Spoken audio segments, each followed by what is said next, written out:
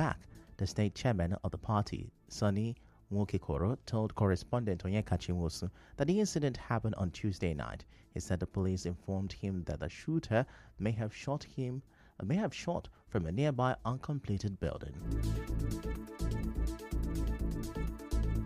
It happened at night. Around 12, I was called. So I tried to call the inspector who is on duty, but all my efforts to reach him was fiasco. So I had to call the person who was charged at the daytime, the inspector, Sunday. So it was this morning that he came to brief me and the DPO of Abacha police station. They assumed that the gun would have come from the uncompleted building beside us, and then got the security man at his book. They made call that night and rushed him to the hospital where the bullet was pulled out of his body and all that. Mr. Nwokekoro, however, said the attack may be politically motivated. He also said the bullet has been removed and the victim is recovering. It didn't affect his vital area. To the glory of God, if it had affected his chest or head, it would have been a different story. That is possible because it's a party of. It's left for the police to do the investigation and give us a concrete statement on it, based on their expertise knowledge concerning matters like that. So it's not in my place to point any accusing finger or anybody or begin to make assumptions. As a matter of fact, the dynamiting of my party office about a month ago, up to today, we're still waiting for a report of the investigation as promised by the police. The police have not spoken about this incident. Recall that about a month ago, a dynamite was thrown into the same APP secretariat, but the police have not given an update on that investigation. Also, there had been rumors that Governor Siminalayi Fubara planned to decamp to the APP, but the governor has debunked this. Elsewhere, gunmen have reportedly killed 2 people in Biano community, Buakok Kingdom, in Kana local government area of River State. The incident happened on Monday. Confirming the incident, a resident in the area and BOT chairman of Ken Sarowiwa surveillance group, Bright Winyode, called for a thorough investigation to ensure the perpetrators are brought to justice. Mr. Winyode also called for improved security in the area to prevent a reoccurrence. In Buako Kingdom, we had that unknown gunmen shot 2 people down in Biano community at night. No, we don't know the people. That's why we are calling on the government, the commissioner of police, and also the local government chairman and the security at the local government level to come and investigate the matter and bring the people to book. At the same time, I myself, as a security person, I'm also doing my own investigation to help the government. The police have yet to speak on this. In the meantime, the federal government has declared a state of emergency at the Onne port in River State following the repeated incident of importation of dangerous cargo, including arms and ammunition through this port. The Comptroller General of Customs, Bashir Adeniyi, stated this during a press conference to unveil the seizures of illicit goods by Nigerian Customs Service, Area 2 Command Onne in Eleme local government area. He said the service will beef up security checks at the Onne port. Effective immediately, we will be implementing emergency protocols at Onne Port. For the next 3 months, we will be conducting very thorough examinations on all suspicious containers. Even if the owners do not come forward for examination, we will open these containers to verify their contents. This will be a temporary but necessary measure to clean up the port and restore its integrity. This measure is not aimed at disrupting lawful trade. Our goal is to create a safer, more secure environment for genuine business activities to thrive. Now, while promising to fast-track the clearance of lawful shipment, Mr. Adeniyi said the NIS will prosecute perpetrators of illegal acts. We will work to ensure that lawful shipments are processed as quickly as possible during this period of emergency. To those who may be tempted to continue illegal activities, Nigeria Customs Service, in collaboration with other security agencies, will bring the full weight of the law upon anyone, any company, any entity, whether they are in Nigeria or outside Nigeria, found complicit in this crime against our fatherland. The custom boss said they seized 12 40-feet containers filled with illegal drugs and other contraband worth billions of naira. He also promised to speed up the clearance of legal shipment. In another development, former Vice President Atiku Abubakar has slammed the federal government, saying that they remain engrossed in arresting protesters rather than focus on rising insecurity. In a post on X, Mr. Atiku condemned the terrorist attack in Yobe State on Sunday, which claimed several lives. He said the attack in Yobe is a testament to the failure of the current security framework, which demands an immediate and comprehensive reform. Elsewhere, the Imo State Police Command says hoodlums suspected to be members of the proscribed indigenous people of Biafra IPOB launched an attack on Isialambano local government area headquarters and Obowo police station. A statement by the public relations officer of the command, ASP Henry Okoye, said the attacks left 2 vigilante personnel and a police constable dead.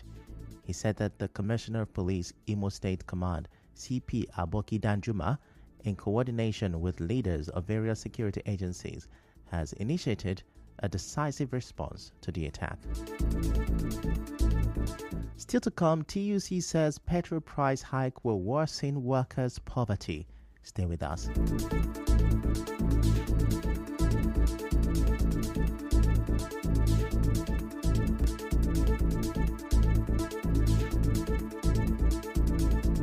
Light Up Port Harcourt Music Festival. Over 10,000 youths and music lovers on the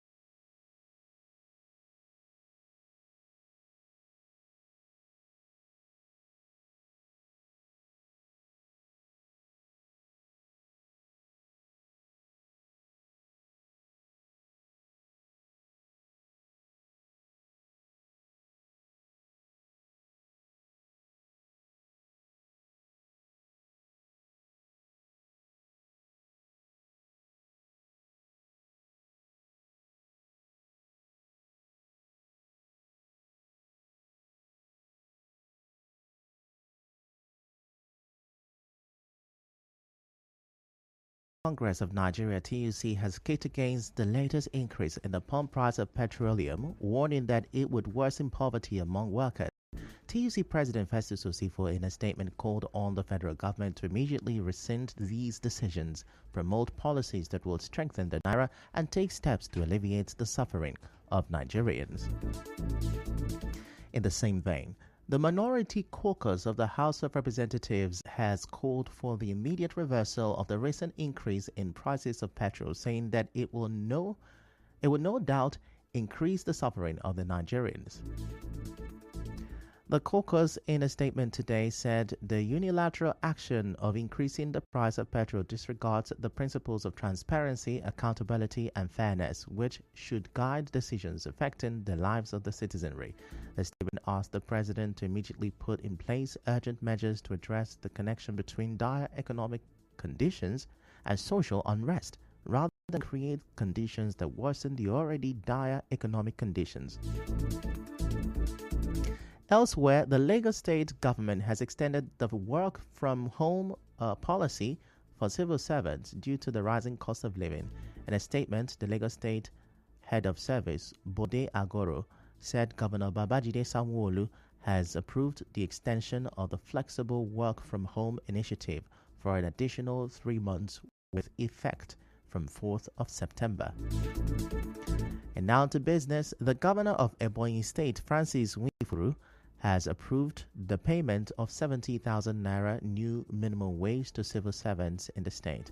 The governor disclosed this while speaking to a group of journalists at New Government House in Abakaliki, Ebonyi State.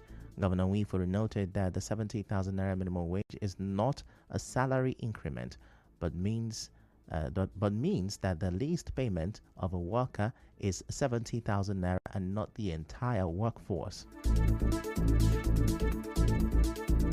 And now to entertainment. Nigerian actor Aremu Afolayan says running a legitimate business feels useless following the hike in the pump price of petrol. In sports, Ugandan Olympian Rebecca Cheptegei has died in Kenya 4 days after being set on fire by her boyfriend.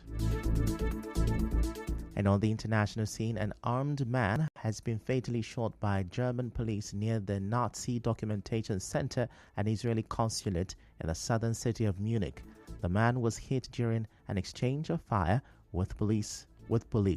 Bavarian Interior Minister Joachim Herrmann said later that the suspect had died. Police said a man had been spotted in the area carrying a long firearm, and 5 officers then exchanged fire with the service weapons. They said there were no indications of any other suspect. Now that's a wrap on the news this afternoon. Before we go, let's have a look at the major stories. A security guard has been wounded in a gun attack at the River State APP Secretariat. The federal government has declared an emergency in Onne port over arms importation. The House of Representatives minority is calling for the reversal of petrol price. And on the foreign scene, you heard an armed man has been shot dead in Munich near Israeli consulate. The news was edited by Martha Okere. To reach the news team, send an SMS or WhatsApp to 0808-721-7215. I'm Ifechukwu Monyeli. Many thanks for listening.